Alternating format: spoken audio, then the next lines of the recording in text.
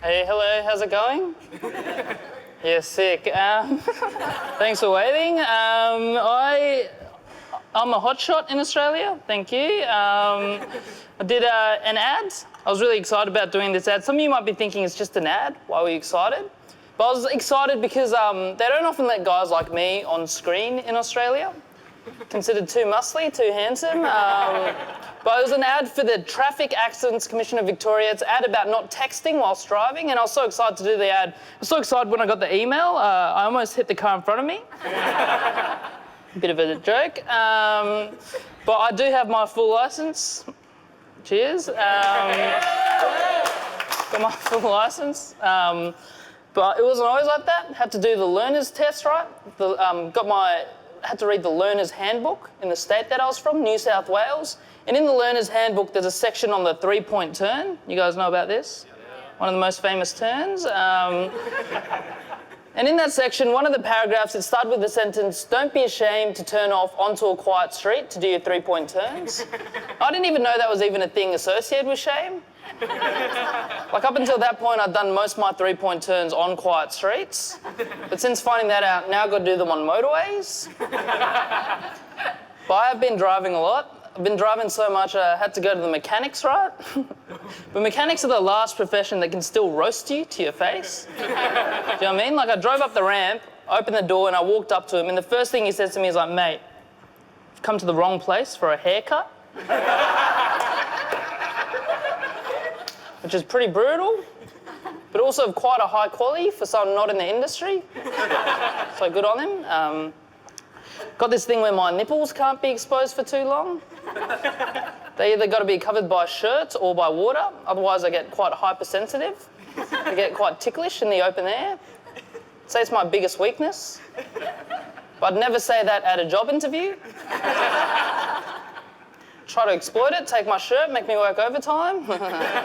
I am quite a social guy. Some of you thinking that I'm a weird guy or something like that. I'm not, I'm quite social. The other day I was at the beach. I was at the beach with a friend, right?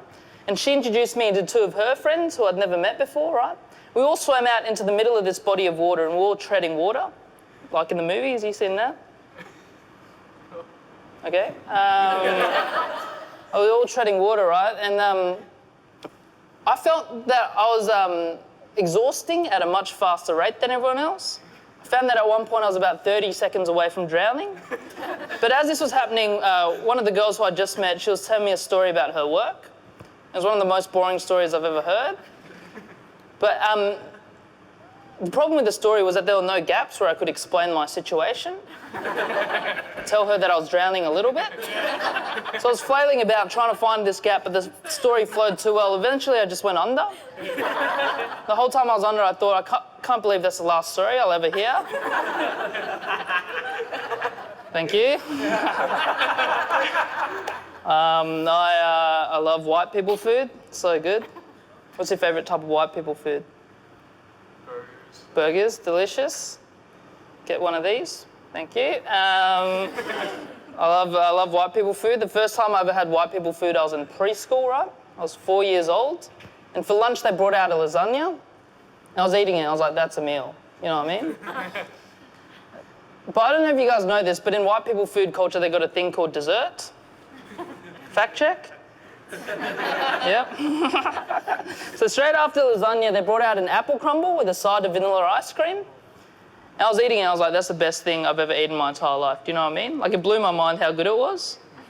So straight after preschool ended, I went back home to my dad, and I was like, hey, Dad, today in preschool we had apple crumble for dessert. It's the best thing I've ever eaten in my entire life. You got to make it for me? But because he's a first-generation Chinese immigrant, he also didn't know what apple crumble was. So I had to use my 4 years of culinary experience to explain apple crumble to him. I knew there was apples in it, because that's in the name. But the crumble bit's a lot harder, because that's just a describing word, right? It's just, but I knew that there was a bread element, so I said bread. But I knew it wasn't just apples and bread. I knew that there was a third thing to tie it all together. And in my mind, that was cheese. So my dad cut up an apple, right?